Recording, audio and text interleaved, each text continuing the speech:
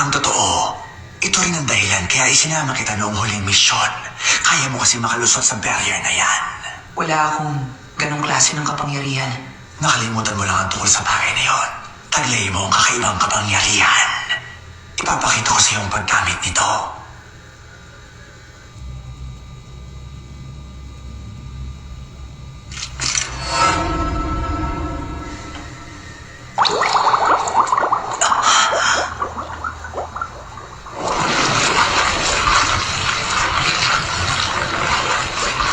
Yan ang taglay mong kapangyarihan.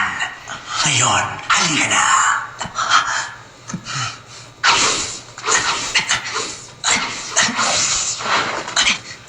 Mukhang naramdaman ba rin niya ang presensya natin?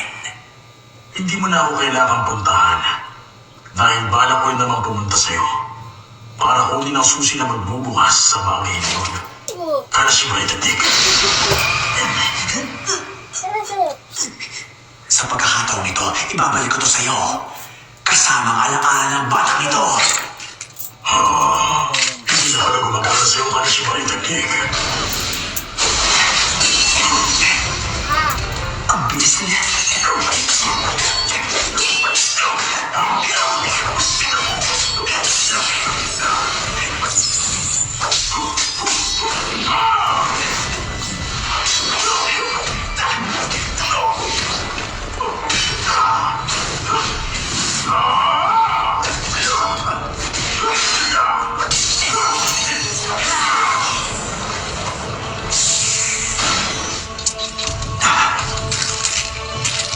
Napakagandang baluti. Hindi makatagos ang pangil ko. Mas pinatibay mo ba ito? Hindi ka natatakot kung hindi aabot sa akin ang lasa mo. Bimbo, you're my queen.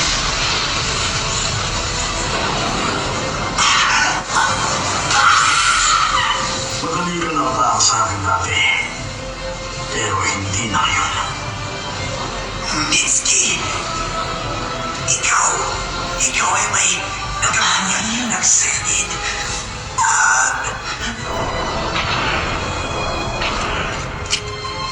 Tama. Siya ang kailangan kong ingatan. Binigyan niya ako ng maraming problema dati. Hindi ako makakilos.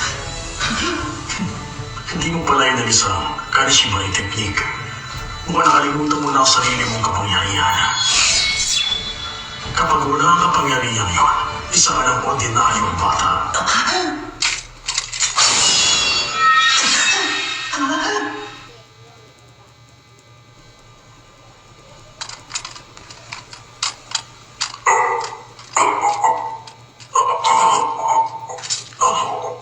Masyado ka naging abala sa malalaking ahas. Pero ang lasa ng maliit na ahas, yun ang kaya kong palusutin sa baluti mo at sapat na yun. Pansamantala siyang paralisado at tipi dahil sa laso ng curse seal, Mitsuki. Makinig ka, gusto kong bantayin mo muna siya kahit sandali. Kaya mo na makagalaw, di ba? Anong gagawin mo? Meron lang akong kailangang hanapin dito. Hindi naman matatagalan ang paghahanap ko. Huwag ka nalapit sa kanya kahit na anong mangyari.